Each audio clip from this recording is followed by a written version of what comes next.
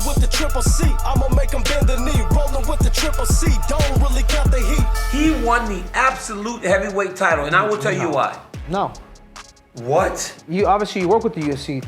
You should put on the UFC, but as of now, you could say what you want to say, but he doesn't have that undisputed title. That's all I'm saying. See, I know what you're doing now. Like, you're trying to frame this as if I'm hating on John Jones. When I'm not. Just let it go. No, just let it go, Daniel. This is not about Jones. All right, guys, I'm in Austin, Texas. And lo and behold, look who I run into. The shit stirrer, the shit talker, the self-proclaimed smartest man in mixed martial arts. Look, I have seen these guys on their YouTube channels, which, by the way, are fantastic. You do great work. Him, Michael Bisping, Chael Sonnen, take shots at the boy. But then a couple weeks ago, the boy says some absurd shit about Tom Aspinall. That was crazy, man. That was crazy, my brother. And I had to come at this dude. So lo and behold, he's training Davison Figueiredo. I say, Henry, let's talk. It's time for you to get schooled now by the true smartest man in mixed martial arts. Self-proclaim you. I have the track record of being the smartest dude in mixed martial arts. Henry, come on, man. What you talking about? All right, so where do you want to get started, DC? Where is it that you want to kind of get this ball rolling? A whole bunch of stuff. Like, I just want to know at times, you say some things, and I'm like, I don't know if my boy know what he's talking about. So, you remember when you started doing the whole King of Cringe thing? Yeah. And then sometimes you'd be like the Olympic champ. What's the gimmick? Because you can't believe that man shouldn't have been happy. And then you also can't believe some of the other stuff you be saying, man. Okay. So all right. So let's start off with Tom Aspinall. I mean, DC, you've been there before. You've become the undisputed champion. I've been there before. I become the undisputed champion in 2 divisions, and also to be able to become Olympic champion. The feeling is priceless. I wasn't mad at Tom Aspinall. The fact that it was more of like me looking at it. If that was my brother.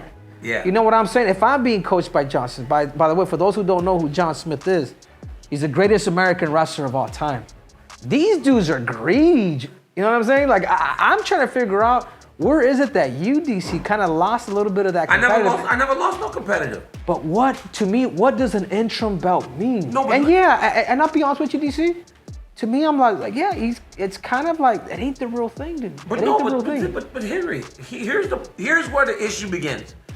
And I said this in the video where I completely fucking like bitch slapped your ass. Hey, the comments when you come at me, the comments was like, yo, DC was right. Yeah. Henry, you left high school in Arizona to move to Colorado because when everybody saw you, it was very evident, right, that you were gonna be a kid that represented our country. Mm-hmm. So you said to yourself, now I have to go and pursue something different. I have to do something different. I will train at the Olympic Training Center with men. You became the youngest U.S. Olympic champion in history. You were groomed from the very beginning to be Olympic champion. But Tom Aspinall has been groomed from the very beginning to be the UFC champion. So to him, when that belt is getting wrapped around his waist, Henry, that is as real as it gets. That's why the emotion. If you think Tom Aspinall is not aware that he's the interim champion, you're out of your mind. I'm just saying, when Dana White puts that belt on his waist, all he feels is what you felt at the Olympic Games. I'm gonna tell you something too, and this is something, and I don't know if you remember, this was about 15 years ago. We both made the Olympic team, and I believe at that time, because I brought up this story, I remember I told you and Kevin Jackson, you're like, both of you guys kind of like were tripping out. I had just made the Olympic team. This is the best advice that anybody has, and this is probably where it actually originates from, that it actually comes from. Right after I got done making the Olympic team, I beat Steven Abbas, 3-time NCAA champ. Yep. Like, the dude was an idol, dude. The dude wrestled like poetry in motion. Dude was absolutely ridiculous. And I idolized it. I was just like, dude, this dude is like, I want to wrestle just like him. I made the Olympic team. I'll never forget it because I went up to Terry Brands. For those who don't know who Terry Brands is he's a dude that he's just, how would I describe a guy like Terry Brands? He's world champ, did everything. Him and his brother were like hard-nosed. And he's kind of no nonsense. No nonsense, and he's like a real leader. He's a winner. He's full-on winner. Exactly. He's all about winning. And I'll never forget it because I go up to him like, hey, Terry, we did it. Yeah. We did it, Terry Brown. He must have smashed you. He slapped the shit out of me. Bah! He says, Henry, He says, Henry, you're lying. No. I vividly remember even telling you in case, dude, Terry just slapped me. I just made the Olympics. I was so happy, dude. I was on cloud 9. And then he looks. He's like, what do you mean we did it, Henry? He says the Olympic trials is only a qualifier. Yes. Like this isn't the real thing. And then boom, and then he smacks me again. And now we fast forward a few months later, 2008 the Olympics. The team didn't do anything. No. You know, at all. Nobody. You know what I'm saying? Nobody did anything. Like the 2000 Olympic team was the worst. 2018. The 2008 worst team in U.S. history. Yes.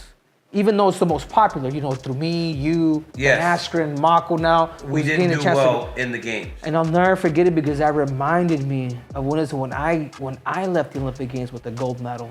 How what I did at the Olympic trials was just a qualification. What Tom Aspinall did winning that interim bout is just a qualification, man. But that I understand that. And I get the tears or whatnot. Okay, that's where my issue was, right? Because you can't tell a man that is feeling something that he's been groomed to feel, not to have an emotion that is natural. But where is the catch? Where's that?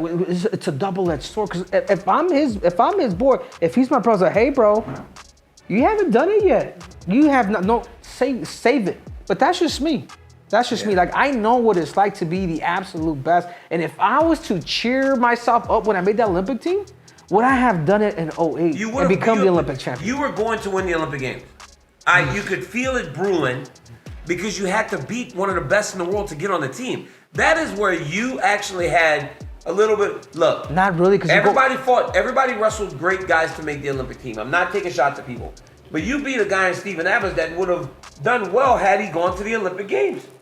But you beat one of the best to get out of the country. That's why our guys today are so good. Because they're beating world-class guys to get out of the country. Yeah. Whereas we were Tekken dude. Yeah, but I did beat Stephen Abbott. But that whole year of 2007, 2008, I didn't win any tournaments. I was going 1 and out. Like, you know what I'm saying? Like, what I'm trying to tell you, if I was Aspinall's coach or even brother, like, brothers, so hey man, this isn't it, bro. This isn't it. No, hold on to it. This isn't it. Because I believe there's something bigger for you and better for you, and that's the undisputed heavyweight world title. And you're gonna not only that, but you're going up against the greatest of all time. He did win the heavyweight title. He won the absolute heavyweight title, and I will tell you why. No. What? Are you? Hey, how? So because he's not gonna fight John Jones, and he's not gonna fight Stipe Miocic. He was fighting for the heavyweight championship in New York City because, and you can't, then why is it an interim title? Don't lie, because Jones hasn't vacated. But Jones and them aren't gonna fight anyone but each other. They're fighting each other. Well, then this is something you obviously you work with the UFC. You should put on the UFC. But as of now, you could say what you want to say. But he doesn't have that undisputed title. That's all I'm saying. And again, if he was to win, if he was my brother and I was close to him, just like Terry Brands, even when I made it to the semis at the Olympic Games and I won, I did all this. You know what Terry did to me? You got one more. You got one more. I thought he abused you. So this no, but that's all he had to say. Boom, he checked me. He checked me. Bro, you're so what I'm trying to say is acting like this. If Tom Aspinall, dude, first of all, I believe Tom Aspinall is the future for the heavyweight division. He is. But he have to prove it. You have to beat the best. That's all I'm saying, Daniel. There's got to be something that those guys only willing to fight each other has to matter in this whole equation. It has to matter. Then that's up to your boy Dana White. But it has to matter in this whole equation. Don't argue with me. Argue with him. You got his number. But no, I understand. But what I'm saying to you is, do you think Stipe is going to fight him? Or is Stipe going to wait for Jones? Because Stipe could fight him. Exactly. If not now, okay. Now let's make it right. You know how we make it right? So what if he beats Stipe? Still not the undisputed champ. You gotta beat Jones. So is Jones 14 title defenses? You're telling me? So is Jones not the undisputed champ? He didn't beat Francis. Francis left. He didn't beat Francis. Francis left. Jones is hurt. How are you gonna beat somebody who's fighting for another organization? It doesn't make any sense. No, Henry, I'm just saying. Bring him back. Henry, by your logic, In order to be undisputed, Logic, you have to beat the guy. You're talking theory. I'm talking facts.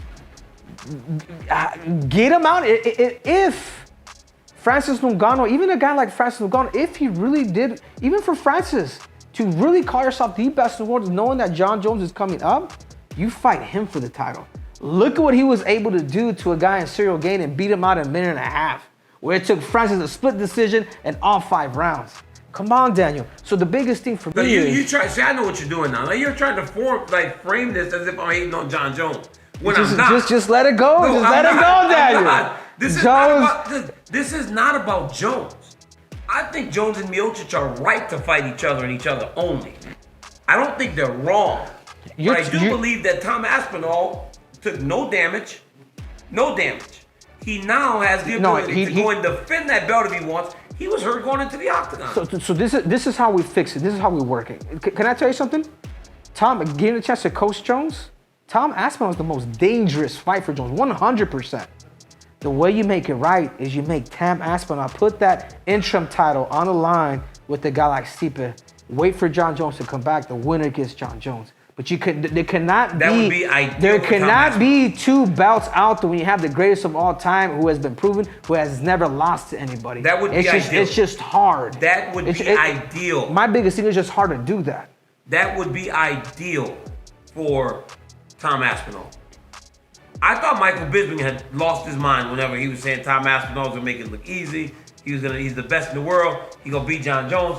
But after I watched him, I'm like, man, Tom Aspinall might just be that good.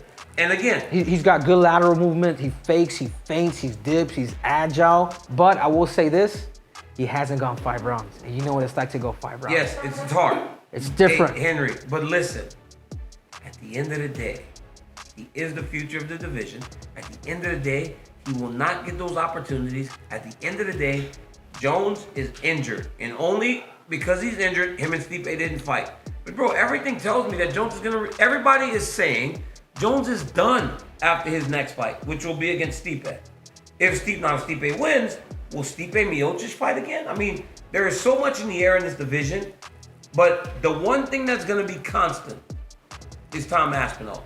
And my argument to you, the reason I said that to you was because in that moment, Henry, in that moment, that little boy whose dad quit his job to ensure that his kid. Here we go. Now you're guilting me. Go ahead. Fucking my mom sold burritos too when I won the Olympics. Come on. Look, same story. You get it. So you get it. That kid, that from a little boy, when his dad quit the job and said, "I'm gonna train my boy to be the world champion." When that kid got that belt wrapped around his waist in the world's most famous arena, to him it is as real as it gets. It's special. But it's not the undisputed title, and I'm not saying it. Look, I'm not saying it. But that's more of where my deal is. You know what I'm saying? That's but more. You said that's the more. Man can't cry and stop acting like he won the heavyweight championship. Pretty much. That's pretty much. I think hate me, throw shit at me, do whatever you can. You guys want the real me? Yeah, 100%. If he was my boy, if he was the guy that I coach, and he, you know what I'm saying? No, like Tom, there's a bigger picture out there.